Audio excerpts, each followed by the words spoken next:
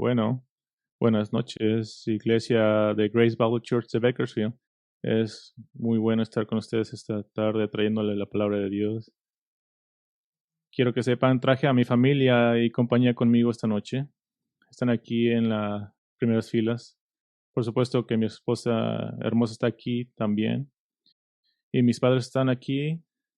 Y sus padres de mi esposa están aquí. Su abuela está aquí. Es maravilloso tenerlos aquí. Mi hermana y mi hermano, que muchos conocen, está aquí. Y mi hermana y sus 3 hijos que vinieron desde la costa este de Canadá. Ey. Debo decir que la última vez que prediqué en un servicio dominical fue en diciembre del año pasado y todos vinieron desde Canadá para escucharme predicar, así que puedo decir que ese es tener compromiso. Así que merecen el premio por la familia que recorrió la distancia más larga esta noche para llegar aquí. Gracias es un gozo estar aquí con ustedes. Mi sermón esta noche se titula Conceptos erróneos sobre la santificación. Conceptos erróneos sobre la santificación. Las cosas que tendemos a creer sobre la santificación, pero que tal vez no son precisamente bíblicas. Y esto es algo que no puedo creer, como el sermón de David esta mañana va de la mano con mi sermón. Leí en el boletín ayer y dije, wow, va a estar cubriendo el mismo tema. Y cuando lo escuché dije, wow, esto fue ordenado por Dios. Y disfruto, y creo que ustedes también lo hicieron, cómo definió el pecado de nuestras vidas. Y lo que tengo que decir esta noche es simplemente más de eso. Creo que el Espíritu Santo orquestó estos 2 sermones en su soberanía y quiero que se van a beneficiar de estos sermones esta noche, aunque no planeamos esto. Saben, el sermón de David fue titulado El pecado vino de la tierra también, y debí titular mi sermón El pecado vino de la tierra parte 2, debí nombrarlo así. No lo sé.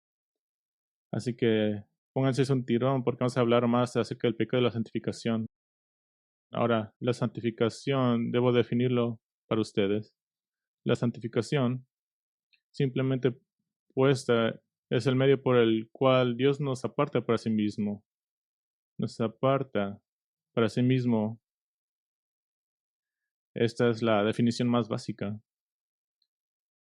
Pero más allá de eso, entendemos esto prácticamente en nuestras propias vidas, y creo que lo describiríamos así, como el proceso continuo de toda la vida por el cual dejamos de pecar y andamos en los caminos del Señor al vivir rectamente, y creemos que entendemos eso.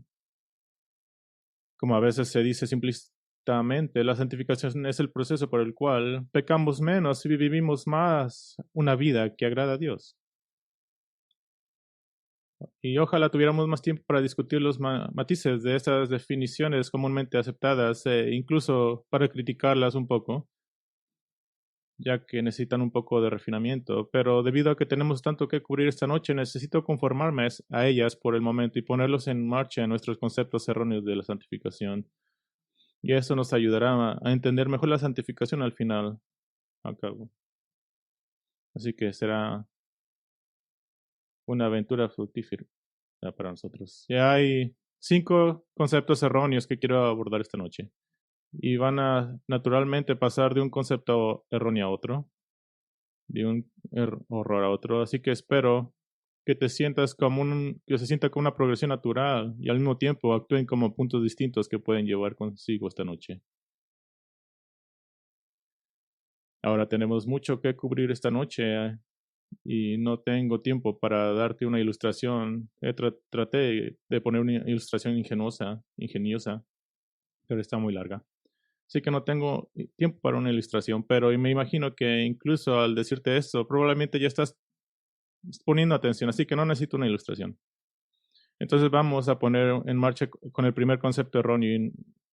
Concepto erróneo número 1. Concepto erróneo número 1. Para aquellos que están tomando notas, pueden escribir. La carne es igual al pecado. Ese es el error, el concepto erróneo número 1. La carne es igual al pecado. Es fácil asumir que la carne es lo mismo que el pecado. Parece que Pablo lo equipara mucho en el Nuevo Testamento. Carne igual a pecado. Parece que sean sinónimos. Pero en realidad Pablo usa carne de la misma manera que muchas personas religiosas, gente de su época, lo usaría. Y esto es básicamente así. El, la carne es el hombre separado de cualquier ayuda divina. Eso es lo que la carne es. El hombre es separado de cualquier ayuda divina. Es una separación entre el creador y la criatura. Deidad y humanidad. Divino y mortal. Dios es espíritu aquí, en un sentido. Y el hombre es carne. Separación. Pablo no se refiere solo a la carne como un componente físico del hombre, sino que es el hombre tanto por dentro como por fuera. A veces creemos que solamente la carne es por dentro, pero también es por fuera. Pero lo usa para escribir todo el hombre. Tanto lo externo como lo interno del hombre están incluidos en el término del Nuevo Testamento, carne. Y es por eso que las palabras de Pablo son muy claras para nosotros en Romanos 7, versículo 14. Quiero que abra sus Biblias allí. Romanos 7, 14. Debes ver esto. Romanos 7, 14. Ahora, porque sabemos que la ley es espiritual, pero yo soy carnal, vendido a la esclavitud del pecado. Los comentarios y eruditos se estancan en este versículo, tratando de averiguar lo que Pablo quiere decir con ser vendido a la esclavitud de pecado. Y ahí sí tratan de ver la naturaleza de Pablo. Y es una cosa buena. Y es una pregunta muy importante. Y hay respuestas grandiosas. Y quiero notar que, al enfocarse en la segunda mitad de este versículo, a veces pierden el sentido de lo que Pablo está diciendo en la primera parte. La ley es espiritual, pero yo soy de carne. ¿Escuchaste el contraste? La ley espiritual. Hombre carnal. Ley espiritual, hombre carnal. La ley es una raza espiritual, es la idea. El hombre es por naturaleza una raza carnal. La ley vino de Dios, que es espíritu, así que tiene un origen divino, espiritual, pero el hombre no tiene naturalmente un espíritu con esas cualidades divinas. No, de hecho, sin Dios el hombre es solo hombre. El hombre es solo carne. Ahora vayan con sus Biblias más o menos una página hacia adelante en Romanos 8:3. Aquí vemos evidencia de por qué a la carne no se le iguala con el pecado. En cambio, es representada como debilidad. Debilidad. Ahora entiendo que la Biblia en inglés dice lo que la ley no pudo hacer, pero en griego dice la inhabilidad. La inhabilidad de la ley por cuanto era débil por la carne. Dios lo hizo, enviando a su propio Hijo en semejanza de carne de pecado y como ofrenda por el pecado condenó al pecado en la carne. Así es como funciona la ley, es lo que está hablando. Cuando la ley fue entregada a Israel originalmente, Dios le ordenó a su pueblo que cumpliera sus demandas, y esto es importante, sin ninguna ayuda adicional. no como en los videojuegos, un password, una contraseña para brincar de nivel. Solo lo que la carne podía ofrecer. No ayuda divina, no asistencia divina, solo por tu carne, es todo lo que tenías. Y porque la carne es la única opción originalmente ofrecida al hombre para cumplir la ley del antiguo pacto, el hombre simplemente no tenía la capacidad para cumplirla. Eso tendría sentido. Abandonados a sí mismos y por implicación dejados en la carne, éramos débiles, incapaces, mal equipados para manejar las demandas de la ley. Eso es lo que significa cuando dice lo que la ley no pudo hacer o débil como era a través de la carne. Lo puedes encapsular así, no puedes usar la carne para cumplir una ley espiritual. No se mezclan. Es, es la lógica de lo que está diciendo. Recuerden, son dos naturalezas diferentes. La ley es de origen divino, es espiritual. La carne es completamente diferente. La carne es incapaz de alcanzar este estándar que viene de otro mundo que es divino y espiritual. Y lo que es interesante en Romanos 8:3 es que Pablo también retrata a la carne como una especie de campo fértil para el pecado. Es muy interesante, parece que está hablando de deporte, pero da esa idea. Debido a que la carne es tan débil e incapaz, el pecado se aprovecha de esa oportunidad, se aprovecha de esa debilidad para doblegar la carne a su dominio. Esa es la idea. Y para ser claros, por sí misma la carne no tiene la culpa, sino que Pablo distingue cuidadosamente el pecado y la carne en Romanos 7 y 8, y, y luego inculpa al pecado como el culpable, no a la carne. La carne es débil, pero no es necesariamente lo mismo que el pecado. Pero Dios, aquí es lo que es tan grande de este versículo, Dios envió a su Hijo a competir en el territorio fértil del pecado, que es la carne. Él se hizo carne, presumiblemente perdiendo su propia ventaja de no estar en su territorio, y así asumió las debilidades potenciales que todos nosotros tenemos, y luego venció al pecado en su propio juego, en la carne, en el territorio fértil del pecado. De eso es de lo que realmente está hablando Romanos 8:3.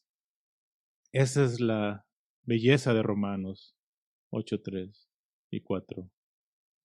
Esa es la victoria de Cristo. Él tomó la forma más débil y ganó la corona más grande. La carne no es pecado. Si lo fuera, entonces Cristo estaba en pecado por tomar la forma de carne.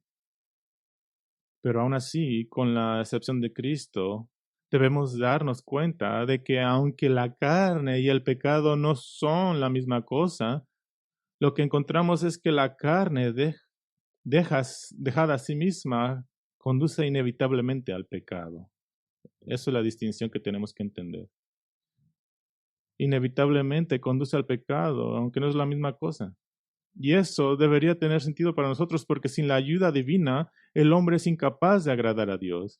Deja que tus ojos se desvíen unos versículos hacia Romanos 8:8 que dice, y los que están en la carne no pueden agradar. Ahí está la palabra, no pueden agradar en la carne a Dios. Puedes escuchar la debilidad de la carne en esas palabras. La carne no puede agradar a Dios por sí sola. Necesitas la ayuda divina, necesitas el Espíritu de Dios para cumplir esta ley espiritual ordenada por Dios. ¿Tiene sentido? Necesitan el Espíritu de Dios para cumplir esta ley espiritual ordenada por Dios. Y es por eso que Pablo pasa mucho tiempo en la sección anterior, en Romanos 7, versículos 7 al 25, esa batalla icónica de querer hacer el bien, pero no poder hacerlo. Ahí nos está mostrando la imagen de la debilidad. Tienen que venir de Romanos 7 con esa imagen. Hay debilidad en esos versículos. y quieres ver Romanos 7 en la Biblia, un ejemplo muy bueno de versículito. Ahora, vayan conmigo a Mateo 26. De hecho, David mencionó esto en la mañana.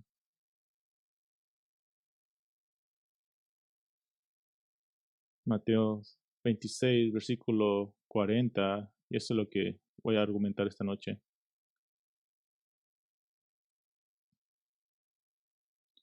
Y si miran al versículo 40,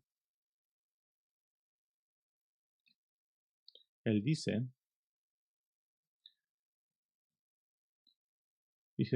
dijo Jesús, y los halló durmiendo, y dijo a Pedro, con que no pudieron velar una hora junto a mí, velen y oren para que no entren en tentación, pecado, en tentación.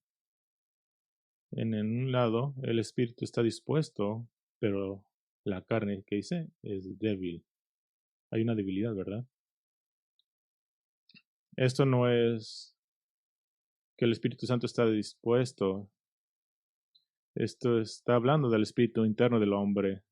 Ustedes, su espíritu interno, Pedro, James, Juan, está dispuesto, pero su carne es débil. Ahora, hay un punto importante. Pedro, Santiago y Juan calificarían en este momento como santos del antiguo pacto. ¿Qué quiere decir? Todavía no están bajo el nuevo pacto. No aún. Aunque este es un versículo del Nuevo Testamento, no están en el Nuevo Testamento, porque el Nuevo Testamento no sería inaugurado hasta después de la muerte y resurrección de Cristo. Aquí tenemos a santos del Antiguo Testamento tratando de hacer lo que es correcto. El Espíritu está dispuesto, pero no pueden hacerlo. ¿Por qué? Porque la carne es débil. ¿Escuchas la terminología? Romanos 7 es esa terminología. Tiene toda esa terminología. Querer hacer lo que es bueno, pero no poder hacerlo. Así es la carne, así es como la carne, así es la carne ante el poder del Espíritu del nuevo pacto. Es incapaz, es débil. Si Pedro, Santiago y Juan fueran cristianos del nuevo pacto en este momento, tal vez lo que Jesús les hubiera dicho, creo que sabemos lo que le hubiera dicho, porque él inspiró a decir este tipo de cosas varias veces a Pablo en sus cartas, que aunque la carne es débil, el Espíritu Santo es capaz de vencerla. Eso es lo que dice Pablo muchas veces en sus cartas, y argumentaría que eso es el mensaje para el cristiano del nuevo pacto. Esa es la diferencia entre Romanos 7 y Romanos 8. Esa es la diferencia entre los creyentes del antiguo pacto y los creyentes del nuevo pacto. Tú eres un creyente del nuevo pacto. Qué bendiciones extraordinarias se les han dado. Entonces, respondiendo al concepto erróneo número 1, la carne no es igual al pecado. Pero sin el morar de Dios, siempre resultará en pecado, por su impotencia, por su debilidad. Concepto erróneo número 2. El pecado existe cuando no estamos pecando. Esto es muy interesante. Necesito explicar esto. Y por cierto, no puedo creer que el sermón de David, eso es increíble. Gracias, David. Y amo cómo ilustra el pecado. Y creo que se beneficiaron de eso. En Santiago número 1, en Santiago 1, dice que es sutil. A menudo puede ser invisible para nosotros. Y amo como dice, se mete. A menudo estamos en pecado cuando no nos damos cuenta, al igual que la imagen de llevar un equipaje que en la ilustración que aprendimos esta mañana. Se puede meter. Así exactamente como puede ser nuestra interacción con el pecado. Podemos ser tan ajenos a ello que no siempre nos preocupamos de evaluar nuestros motivos en lo que estamos haciendo. Y en ocasiones podríamos estar realmente en pecado incluso si inicialmente no lo pensábamos. Y quizá te estés preguntando por qué. ¿Por qué somos tan inconscientes a veces? ¿Por qué somos tan fácilmente engañados por el pecado? ¿Se debe acaso a que como cristianos, y a veces nos preguntamos esto, ¿será que como cristianos el pecado tiene un control inevitable sobre nosotros de este lado del cielo? Así que no podemos reconocer nunca su extensión completa en nuestros corazones, casi como si tuviéramos siempre una astilla sobre nuestros ojos, siempre teniendo un punto de apoyo para prevenir que demos muerte a ciertos pecados en los que luchamos. Y yo diría bíblicamente que no. El pecado no tiene que tener una pequeña astilla sobre nuestros ojos. No es necesario. Y debido a esto es fácil desarrollar una teología del pecado que supone que permanece allí incluso cuando nos desvinculamos del pecado a través del poder habilitador de Dios. Y quiero explicar esto más. De alguna manera, todavía debemos tener algo de astilla sobre nuestros ojos, por así decirlo. Y me gusta llamarlo el modelo colesterol. A veces imaginamos que el pecado, como la suciedad o la mugre, se agolpa en las paredes internas y arterias de nuestro corazón espiritual. Y este concepto del corazón, imaginamos que la santificación es el proceso por el cual estamos limpiando la mugre de las paredes de nuestros corazones a lo largo de toda nuestra vida.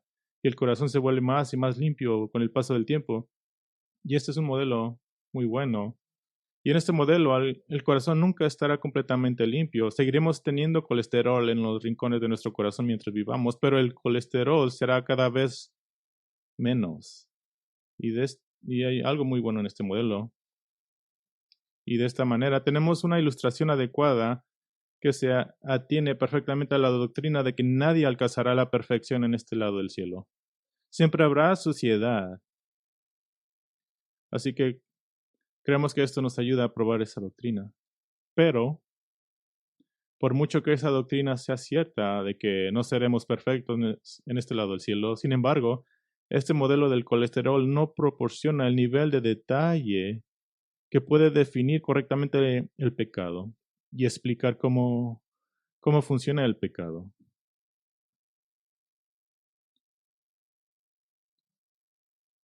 No es una ilustración mala, por así decirlo. De hecho, hay muchas cosas bíblicas que son apropiadas en ese modelo. Pero a pesar de que sea el caso, concibe erróneamente el pecado como si fuera un material como la grasa, como si el pecado todavía estuviera asentado allí, incluso cuando en realidad no estamos pecando. Pero conforme a la ilustración bíblica del pecado, el pecado es una acción que tiene lugar en el tiempo. No es un objeto estático que permanece allí cuando te desconectas de él. Y porque eso es el caso, es debido que reconozcamos que bajo el Nuevo Testamento, nosotros como cristianos tenemos un corazón que se opone a algunas nociones del modelo de colesterol. O ponerlo así, el modelo de colesterol tiene que ser refinado. Tomen su Biblia y síguenme conmigo a Ezequiel capítulo 36. Ezequiel capítulo 36. Y esto es cuando miramos las promesas de Dios en el nuevo pacto.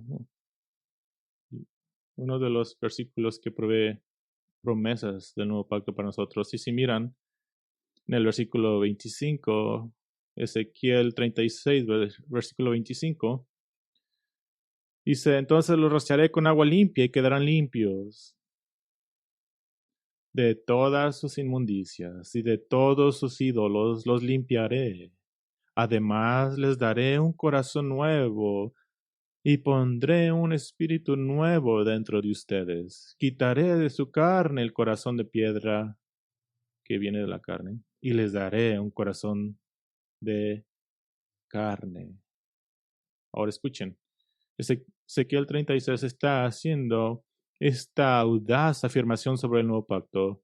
O tu corazón está limpio o no lo está. O tienes el corazón limpio o no lo está. Ya sea que tengas el corazón limpio del Nuevo Testamento, no lo tienes. Eso significa, argumentaría, que necesitamos refinar nuestra comprensión del modelo colesterol. Pero te preguntarás tal vez, ¿qué pasa con las tentaciones?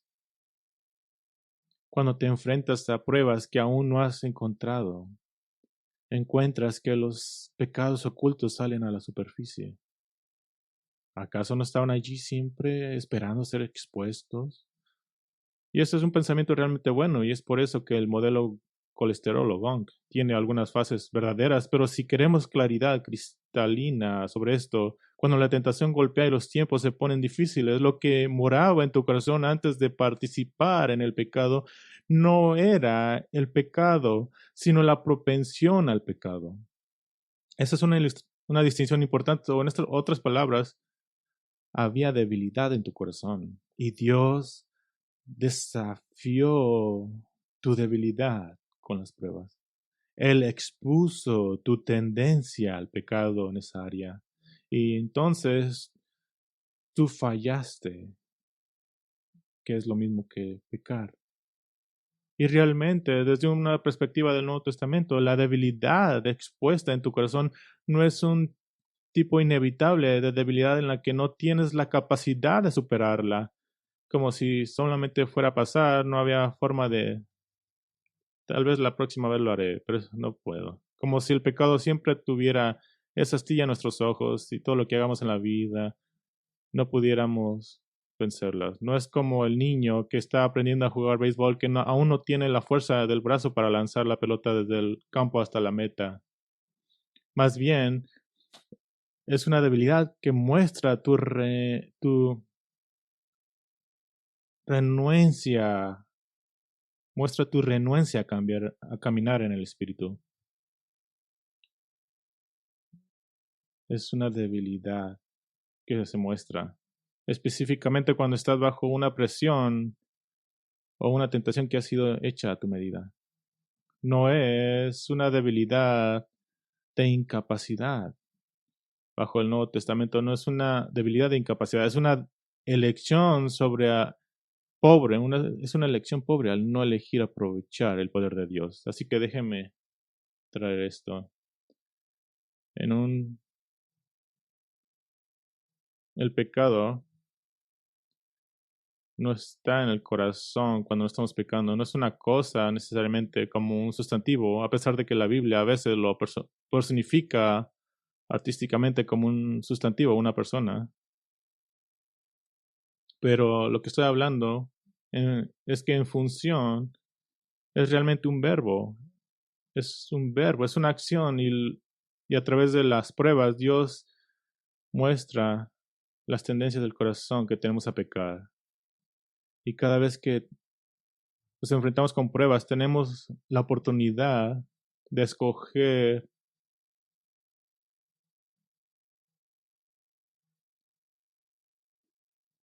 usualmente, usualmente no lo hacemos. Pero esa fue nuestra elección de no usar su poder. Así que, respondiendo al concepto erróneo número 1, carne y pecado no son la misma cosa. No son la misma cosa. Y el número 2, el pecado no está latente en el corazón, solo la tendencia a pecarlo es.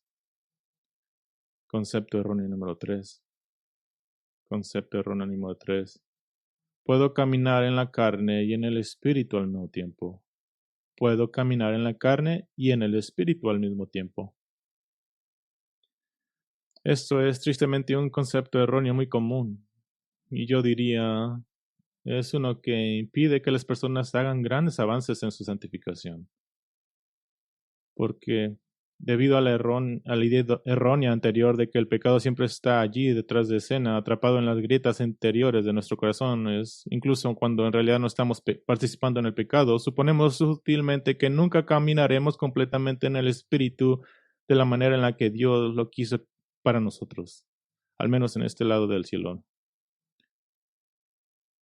Trataremos de caminar, pero nunca podremos, pensamos. Tal vez te hayas conformado con un pensamiento similar a este. Siempre habrá pecado en la forma en que me acerco a Dios. Siempre habrá pecado en la forma en que me acerco a Dios. Mi mejor momento siempre tendrán alguna instrucción de pecado involuntaria.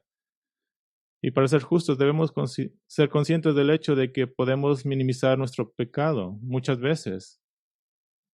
No estoy argumentando en contra de eso, en absoluto. Somos conocidos por favorecernos a nosotros mismos. Debemos estar atentos a eso. A veces podemos estar pecando y ni siquiera reconocerlo, pero incluso siendo ese el caso, sé que todavía es muy fácil asumir que cuando camino en el Espíritu siempre tendré pecado en mi corazón en algún pequeño grado y por lo tanto, de alguna manera, siempre estaré caminando en la carne en algún pequeño grado. Lo tratamos más como graduaciones entre caminar en el espíritu y en la carne, como porcentajes. Sabes, estaba tratando de honor al Señor hoy, cuando tal y tal cosa explotó dentro de mí, pero sé que bíblicamente nunca seré perfecto, así que probablemente caminé en el espíritu alrededor de 80% en mi forma de comportarme y 20% en la carne, y solo cuando llegue al cielo podré comportarme 100% en el espíritu y 0% en la carne. Ahora, antes de que siga, deja decirle, tal vez estás pensando, espera un momento, ¿estás abogando por el perfeccionismo en este lado del cielo? Claro que no, pero escucha atentamente lo que estoy diciendo. Cuando nos conformamos con la idea de que solo somos capaces de agradar a Dios en porcentajes y que nunca podemos alcanzar el 100% en el espíritu, estamos confundiendo los momentos de nuestras vidas con la totalidad de nuestras vidas. Esto es como un error dentro de otro error. ¿A qué me refiero? Quiero decir que pensamos que cuando alguien dice, puedes ser todo lo que Dios quiere que seas hoy mismo, interpretamos que están diciendo, puedes alcanzar la perfección antes de llegar al cielo. Y no es lo que estamos diciendo. Escuchen, tú puedes ser todo lo que Dios quiere que seas en cualquier momento en tu vida, pero no es lo mismo decir que serás todo lo que Dios quiere que seas en todos los momentos de tu vida. ¿Miran la diferencia? Por favor, no confundan esto y malinterpreten esto como wesleyanismo o teología de Westking. Wesleyanismo y la teología de Westwing afirman que puedes llegar a un punto en esta vida en el que ya no eres capaz de pecar. Ya no eres capaz de pecar. Estoy trabajando mi santificación y llego al techo y ya me quedo así toda mi vida. Eso es la forma de mirar de wesleyanismo. Más bien, estoy afirmando que bajo el nuevo pacto, ahora eres, escuchen esta distinción, capaz de no pecar.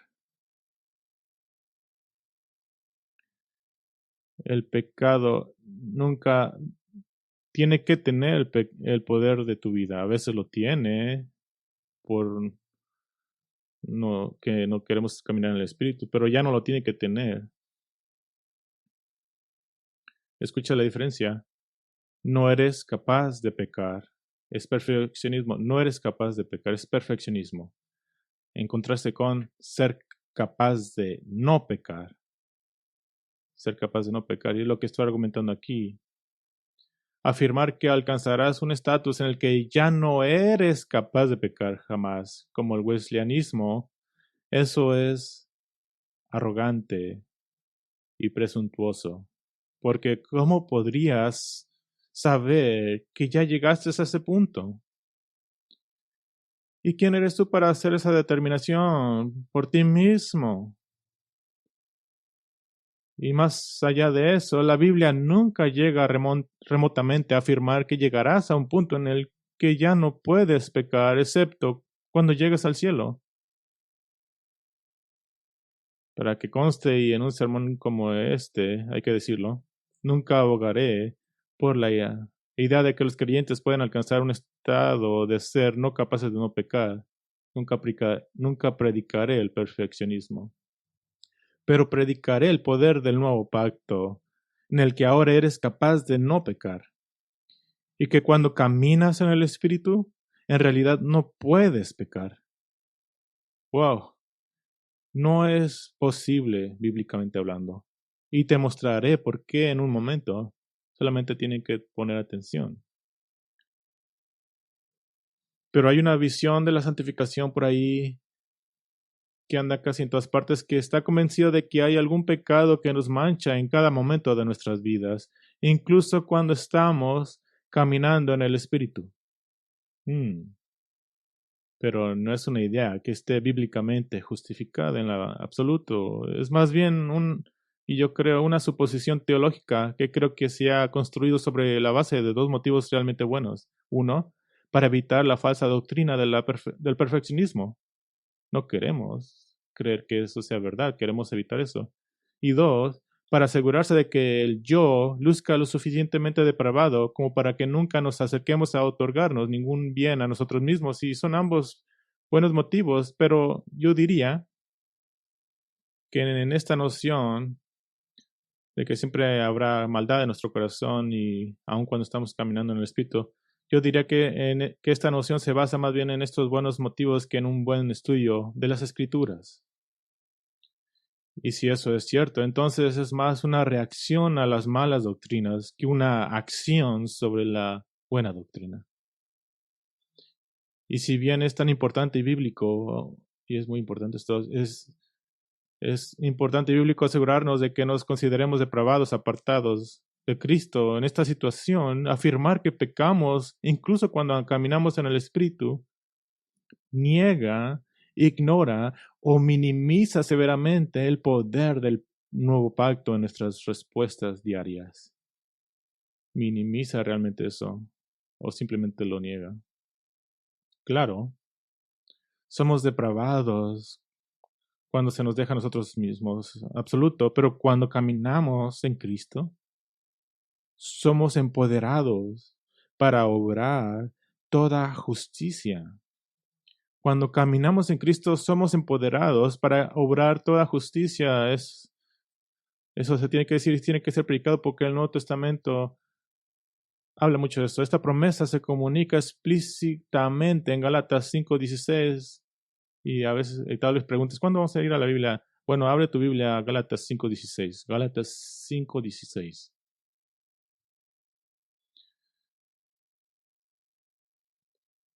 Digo pues, anden por el Espíritu y no cumplirán el deseo de la carne. Escucha esa dicotomía entre caminar en el Espíritu y caminar en la carne. Caminar en el Espíritu y caminar en la carne. Cuando caminas en el Espíritu, y escucha mis frases, ciertamente no cumplirás el deseo de la carne. Y estás tal vez diciendo, estás insertando palabras en mi texto. Umei es un doble negativo en el griego. Superénfasis, un no, no. Ciertamente no, nunca. No puedes caminar en la carne y en el espíritu al mismo tiempo. Esa es la belleza del nuevo pacto. Esa es la belleza del nuevo pacto.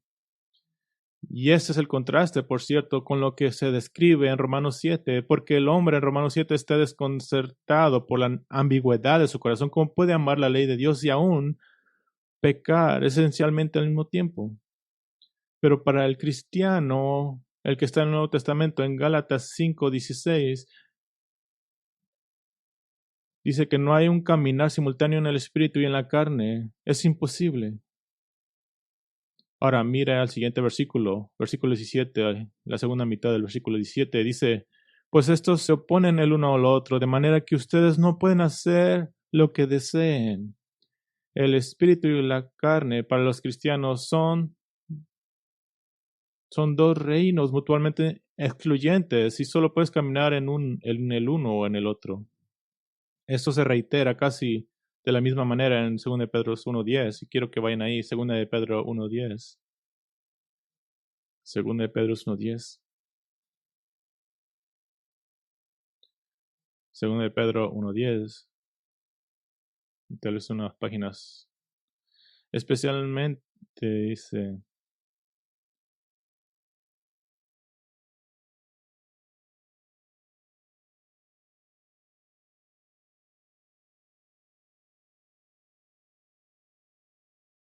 así que hermanos, sean cada vez más diligentes para hacer firme su llamamiento y elección de parte de Dios, porque mientras hagan estas cosas nunca caerán.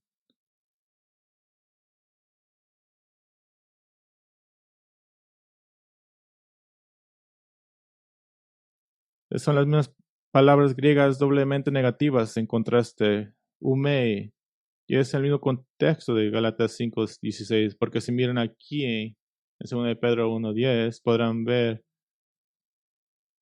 cómo está hablando de estas virtudes del nuevo pacto en los versículos 5 y 7. Más bien, cuando caminamos en la carne, no estamos caminando en el Espíritu. Cuando caminamos en el Espíritu, no estamos caminando en la carne. Cuando practicamos estas virtudes en el Espíritu de Dios, dice Pedro, nunca tropezarán. Y luego añade, como dije, en cualquier momento. Así que esto también disipa el mito de que tienes dos naturalezas como cristiano del nuevo pacto. Eso también es un error dentro de otro error. No, tienes ahora una sola naturaleza. Segunda de Corintios 5:17, tal vez lo sepa, dice, de modo que si alguno está en Cristo, nueva criatura es. Las cosas viejas pasaron, o las cosas viejas siguen, no, dice pasaron, ahora han sido hechas nuevas. Pero eso no cabe con mi teología. Tal vez tienes que cambiar tu teología, conformarse a la escritura. Ahora déjame explicarte por qué. ¿Estás hablando de perfeccionismo? No, no estoy hablando de perfeccionismo. No dice, bueno, si alguien está en Cristo es una creación bipolar, ambivalente y biverónica. No, eres una nueva creación. Lo viejo, ¿qué dice? Se ha ido. Pero incluso después de convertirme en cristiano, tratar de deshacerme de mi pecado hace que parezca que mi naturaleza es el pecar. O estás basando tu teología en tus experiencias, no en la Biblia. ¿Cómo es que tengo una naturaleza completamente nueva y lo viejo se ha ido? Pero ese es el punto. Estás confundiendo tu naturaleza con tus hábitos. Esa es la distinción. Tus hábitos, tu hábito es pecar. Tu naturaleza ahora está en Cristo. Capta esto. El nuevo pacto trasladó para siempre tu carne de la esfera de la naturaleza y la ha transformado a la esfera de los hábitos. Es el hombre antiguo que sigue ahí.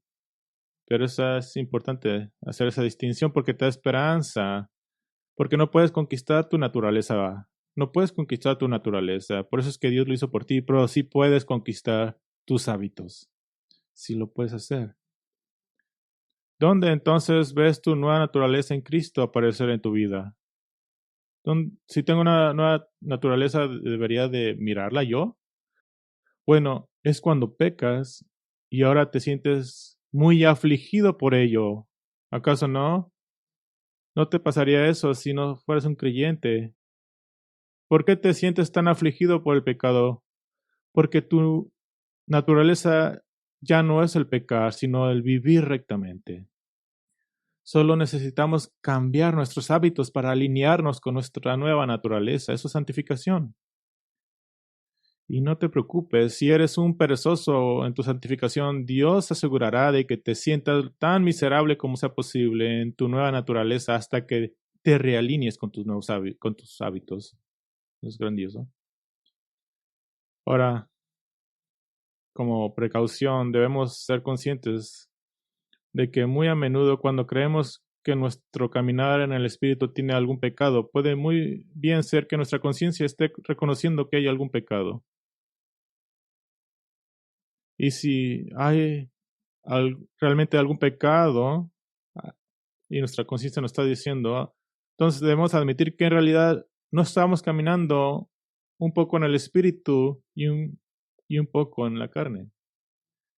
Estamos, en cambio, caminando en la carne todo el tiempo. En otras palabras, muy a menudo lo que pensamos que es caminar en el Espíritu no es caminar en el Espíritu. Eso no nos hace sentir muy bien, ¿verdad? Solo porque las cosas parezcan estar bien en nuestra conciencia, en la forma en que respondimos, no necesariamente quiere decir que estábamos en el Espíritu. Así que vamos a unirlo todo, porque ya prediqué un sermón y tengo que hacer dos más. Tu naturaleza está ahora en Cristo. Tus hábitos necesitan cambiar para ajustarse a tu nueva naturaleza. Caminar en el Espíritu es la forma en la que lo haces.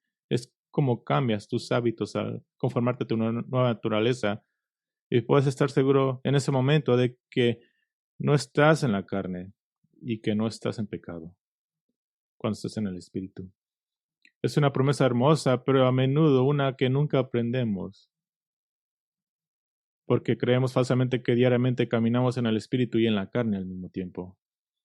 Y no es verdad. Y ese es el concepto erróneo número 3. Concepto erróneo número 4. Concepto erróneo número 4. El Espíritu me ayuda a derrotar algunos pecados, pero no todos. El Espíritu me ayuda a derrotar algunos pecados, pero no todos. Y creo que este concepto erróneo es sutil. No es algo a lo que le dedicamos mucho de nuestros pensamientos conscientes, pero sin embargo es una falsedad que fluye naturalmente de la idea errónea anterior. Si verdaderamente es nuestra experiencia diaria el caminar en la carne y caminar en el Espíritu al mismo tiempo, entonces el Espíritu es simplemente una fuerza en nuestras vidas que nos ayuda a tener victoria sobre algunos pecados, pero Él no es capaz de ayudarnos a derrotarlos todos. Nos tenemos que conformar con menos. Pero eso tampoco es un concepto del Nuevo Testamento en 2 de Pedro 1. Veremos el versículo 3. 2 de Pedro 1:3. Dice, pues su divino poder nos ha concedido todo cuanto concierne a la vida y a la piedad mediante el verdadero conocimiento, o mejor dicho, mediante el reconocimiento de aquel que nos llamó por su gloria y excelencia. Vida y piedad, vida y piedad. ¿Sabes cómo se le llama a esa combinación de palabras en griego? Es una palabra grande que se dice gendiadis. Wow, ¿cómo se deletrea eso? Y para aquellos que toman notas, se escribe Hendiadys.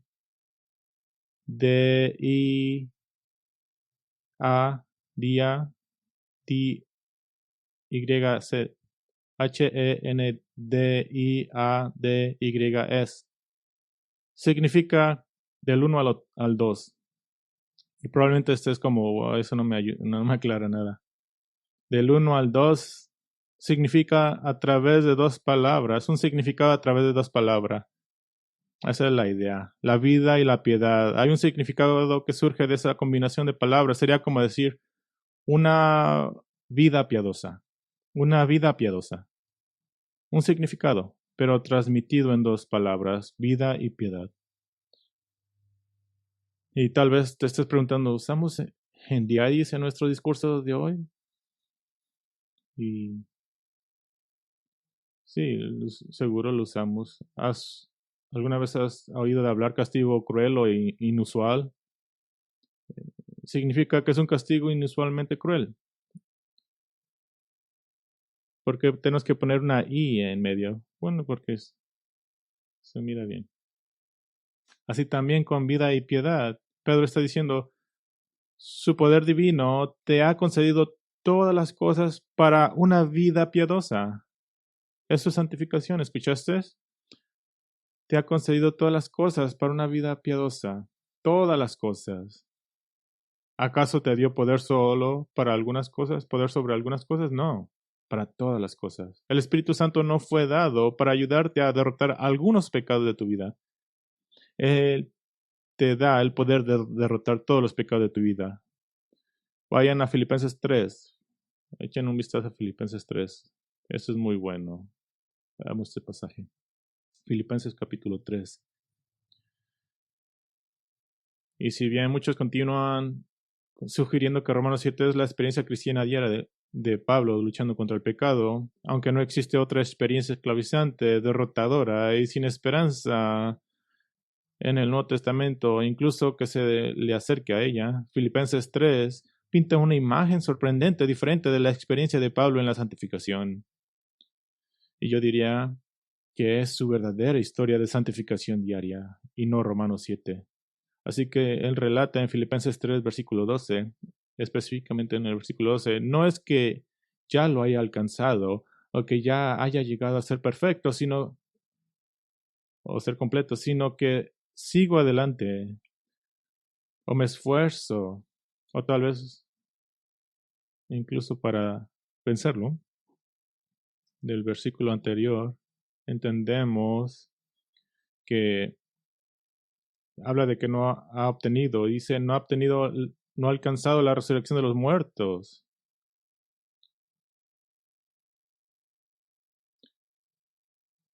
Y no diría que Pablo está afirmando que lo alcanzará en su búsqueda de Cristo en este lado del cielo, pero el sí que, el sino que él usa en el versículo 11 y 12 asume por el bien del argumento, esa es la palabra que él usa, él asume por el bien del argumento que de alguna manera su búsqueda de conocer a Cristo, el poder de su resurrección y la participación de sus padecimientos contribuirá a llevarlo allí. Pablo sabe que no ha llegado. Él dice, no es que ya lo haya alcanzado o recibido, o que me he vuelto perfecto, completo. Pero, mira lo que dice, sino que sigo adelante a fin de poder alcanzar aquello para lo cual también fui alcanzado. Mira, esto no es perfeccionismo, pero aún así Pablo encarna una búsqueda sincera, pero incompleta, de la santificación, que cree firmemente que Dios le ha dado el poder de derrotar todos los pecados de su vida. Amén. Y sin embargo, Pablo es un gran ejemplo de alguien que admite que aún no ha llegado aún. Pero tampoco está diciendo que no tiene el poder de perseguirlo hasta el último pecado. Más bien, la moraleja de la historia de santificación de Pablo en Filipenses 3 es que no se puede culpar a Dios por no darnos la capacidad de guardar todo el pecado de nuestra edad, sino más bien que no lo perseguimos con la diligencia requerida de nosotros para acceder a ese poder en cada momento de cada día.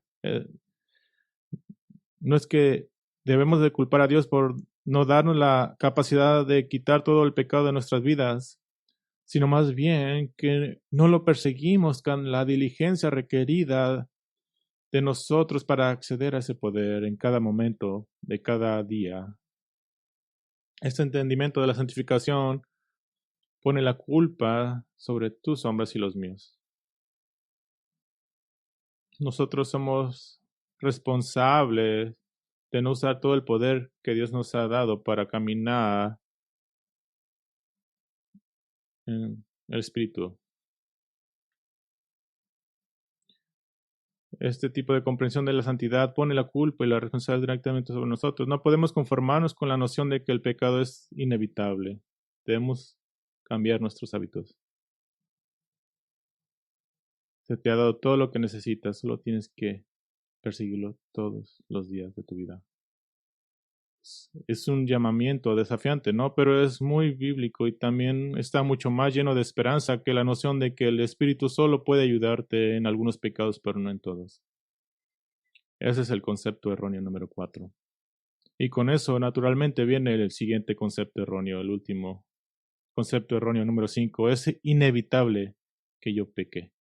Es inevitable que yo peque. Ahora, iba a incorporar este concepto erróneo bajo el anterior, pero es un concepto erróneo tan importante del cual hablar que decidí hacer un punto de él. Entonces, por supuesto, este concepto erróneo fluye naturalmente del concepto erróneo anterior, que dice si el Espíritu solo puede ayudarme a obtener la victoria sobre algunos pecados y no en todos, entonces debe ser inevitable que peque. Bueno, regrese nuevamente a 2 de Pedro 1:3 y esta vez vamos a cerrar. Regresemos nuevamente a 2 de Pedro 1:3. Y ya miramos el versículo 3, ahora miraremos el versículo 4, que dice, por ellas, ¿qué son estas cosas? Ellas. Está hablando de su gloria y su excelencia del versículo anterior. Por ellas Él nos ha concedido sus preciosas y maravillosas promesas. ¿Por qué? ¿Para qué? A fin de que ustedes lleguen a ser partícipes de la naturaleza divina, habiendo escapado de la corrupción que hay en el mundo por causa de los malos deseos. Esencialmente, Pedro está diciendo, la gloria y la excelencia de Dios nos ha dado precisamente promesas para que puedas huir de la corrupción mundana del pecado por medio de esas promesas. Y me estoy quedando sin tiempo para explicar en detalle, pero esas promesas de poder huir de la corrupción están encarnadas en el nuevo pacto. Está hablando simplemente del nuevo pacto. Es un corazón circuncidado, Deuteronomio 30, un corazón limpio, Ezequiel 36, la ley está escrita en nuestros corazones, Jeremías 31. Estas son las promesas de las que Pedro está hablando en 2 de Pedro 1:4. Y note que Pedro no dice, por estas promesas algún día escaparás de la corrupción en este mundo cuando alcances la resurrección de entre los muertos y vayas al cielo. No lo está diciendo así. Él dice que estas promesas que están experimentando hoy mismo les darán la capacidad de escapar de esa corrupción hoy mismo. Amigos, el pecado no es inevitable para un cristiano del nuevo pacto. No deshonren el poder del nuevo pacto creyendo esta falsa idea. Oh, es inevitable, simplemente voy a pecar. No, cuando pasa es porque elegiste no caminar en el Espíritu.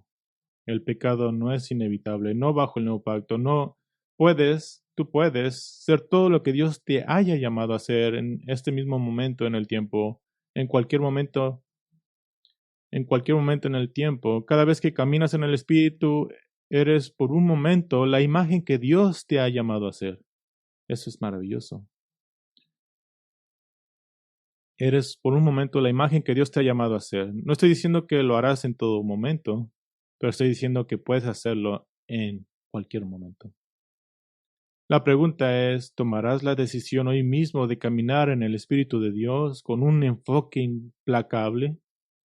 Eso es lo que estamos aprendiendo a hacer con el resto de nuestras vidas. Así que hemos abordado 5 conceptos erróneos hasta ahora, y aquí están.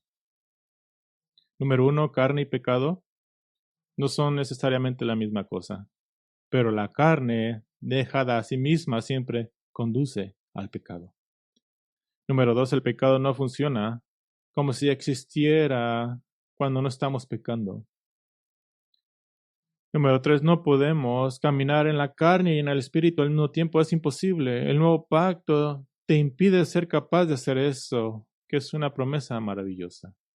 Número 4, el Espíritu de Dios nos fue dado para que pudiéramos vencer cada pecado en nuestras vidas en este lado del cielo, no solamente algunos. Y número 5, no es inevitable que peques. Puedes vencer cualquier pecado hoy mismo. La pregunta es, ¿serás absolutamente diligente en cada pensamiento, palabra y acción y lo harás a la manera de Dios, caminando en su Espíritu? El Nuevo Testamento te fue dado para que puedas. La pregunta es, ¿lo harás? Es una cosa de voluntad, de hacer lo que Dios te llamó a hacer. Y te estarás preguntando, ¿cómo camino en el Espíritu de Dios?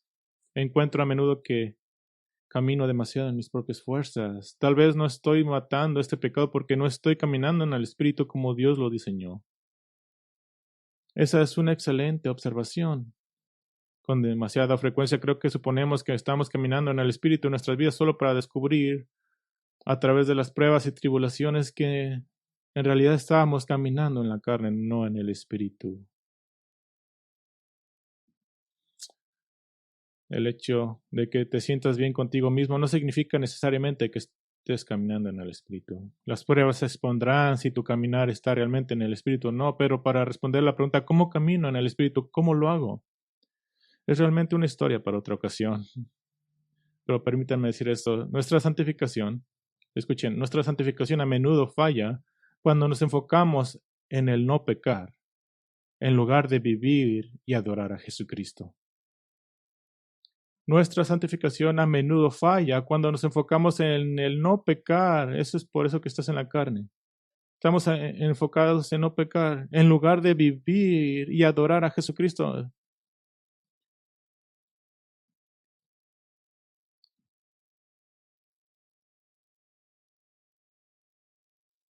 Con demasiada frecuencia nos enfocamos en tratar de no pecar, en lugar de buscar una vida de amor, adoración y obediencia a Cristo como nuestro Señor y Rey. El éxito en la santificación solo ocurrirá cuando coloques a Jesucristo en el centro de ella. Muchas veces hacemos santificaciones de autoayuda y eso no nos ayuda. No es el caminar en el Espíritu, así que vas a caer a una cierta forma. Ahora, ya los mantuve aquí por mucho tiempo. Tengo 5 conceptos erróneos más que cubrir. En serio, los tengo, pero no tengo tiempo. Así que los tendré en suspenso hasta otro tiempo. Oremos. Padre, queremos comenzar reconociendo, como lo hizo el apóstol Pablo, que ninguno de nosotros estamos aquí hemos llegado a ser la perfección. Pero, Señor, también como el apóstol Pablo, seguimos adelante como si pudiéramos alcanzarlo. Seguimos adelante porque el poder de tu Espíritu vive dentro de nosotros para darnos todo lo que necesitamos para una vida piadosa. Si tan solo nos mantenemos en comunión con el Espíritu, si tan solo somos diligentes para caminar en el Espíritu y no llevar a cabo los deseos de la carne. Si tan solo viviéramos la nueva vida que nos has dado. Entonces tenemos la promesa de que no pecaremos cuando caminamos en esa vida nueva. La pregunta es, ¿seremos fieles? ¿Seremos diligentes con cada obra, cada palabra, cada pensamiento? ¿Tendremos la disciplina para vivir llenos del Espíritu? Te agradecemos que haya perdón en ti y que cuando pecamos, y pasa muy seguido, Señor, tenemos un abogado ante el Padre, Jesucristo el justo. Mientras permanecemos en estos cuerpos mortales, nos aferramos muchas veces al perdón ofrecido en Cristo mientras purgamos las debilidades de la carne. Y te agradecemos que no importa cuántos nos alejemos de ti, estamos solo a un paso de ti a través del arrepentimiento. Es tu obra, oh Dios, la que ha hecho que siempre estemos a un paso de distancia y te lo agradecemos. Danos una idea en nuestro diario caminar para que podamos saber cómo vivir una vida de santidad para ti. Gracias por tu Espíritu que nos ha capacitado bajo el poder del nuevo pacto. Oramos esto en el nombre de Cristo Jesús. Amén.